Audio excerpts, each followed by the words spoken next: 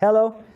Today I want to reveal to you a loss of 1 billion, or maybe even more, in the design of a plan. What happened is that a landowner in the city of Khorramabad approached us and was not at all satisfied with the plan that the previous engineers had designed for him. Now we have come to compare two plans, the one I designed and the one that previously existed, and we want to review them together in the form of a video. So stay with me until the end of this video. Well, before anything else, let me say that this plan was drawn up in one of the engineering offices in the city of Khorramabad and was ready for execution. But they approached us before execution, and now let's see what happened in the plan. This is on the entrance passage, which is an 8-meter alley, and the design has placed the staircase here, parallel to the passage.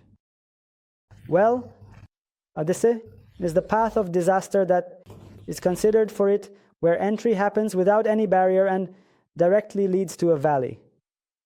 Here, entering the building, when someone enters the building through this path, they have to go through a long corridor and then encounter another corridor, and once again encounter another corridor. To reach the rooms, if someone wants to cover the distance, I think it's about 10 to 12 meters of corridor that has occurred in this plan, which is not suitable for an architectural plan in this way. The most important flaw in this plan is the type of spatial arrangement that exists in this plan. If this plan were to be like this, for example, if the staircase were placed, 2 columns would be eliminated from this plan. This plan was cancelled. These 2 columns, among the 12 columns considered, affect the structure cost by 18 to 25%.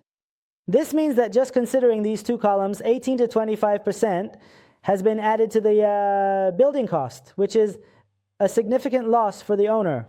Well, let's move on from this issue. When we enter the building, let's assume this is the door. Now let's assume I don't know which direction the door opens, whether it opens this way or that way.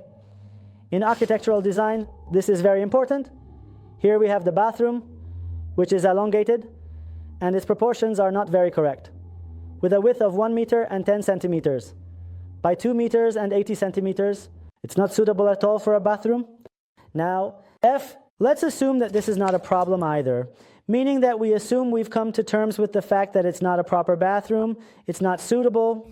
Here there are 2 ducts. It has considered 2 ducts. If you notice, if I want to draw the path of the beam for you here, you can see that the 2 ducts are exactly in the path of the beam, which means they are practically useless, and later on, they will damage the structure. Well, this space that has been created in front of the entrance is of no use to us. Additionally, because it opens here in this way, the door that opens here causes the space behind the door to be unused again. You can see that even the furniture arrangement couldn't make any use of this space. Anyway, as we enter the building, there is a living room here, and the main issue with this living room is a very important point, though, that I will show you now, is what has happened. Anyone who enters the building from here has no privacy in this building. From the moment he enters, he can see the entire depth of this space, meaning he can completely see the area I've marked with a green arrow, which is not at all desirable for a plan.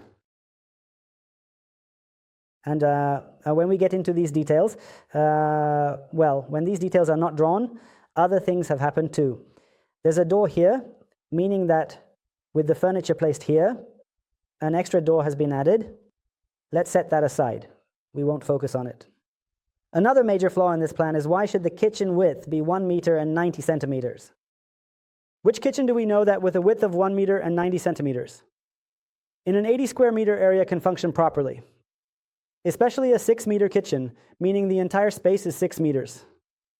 Then, because they couldn't furnish this area, they've drawn a 5-centimeter partition wall here.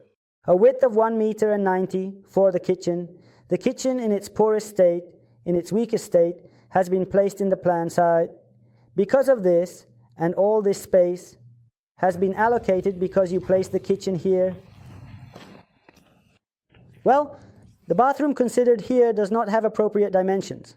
The dimensions of 1 meter and 20 by 1 meter and 20 for a shower and a bathtub are also included. I see now how a bathtub fits in this 1 meter and 20 by 1 meter and 20 space. The bedroom is relatively decent, but we cannot overlook the issues present in the rest of the plan just because of the bedroom. The parking space is also not bad, measuring 4.5 by 5 and 70. I think the most important issue to consider in this space is that from the space here, we directly enter the yard, which happens without any kind of roof. It happened, well, this is not a coincidence. It would be better if when we enter a space that is also the life of the property, we enter this space with a veranda and a terrace so that this series of spaces can be properly lit from a space that is heavy and dull, slowly to a space that has no walls, slowly to a space of life, and we can use this space later. Well, this is not a coincidence. Now let's move on to the next plan, which is our proposal for the client regarding the layout of this building. Let's see what happens in that plan.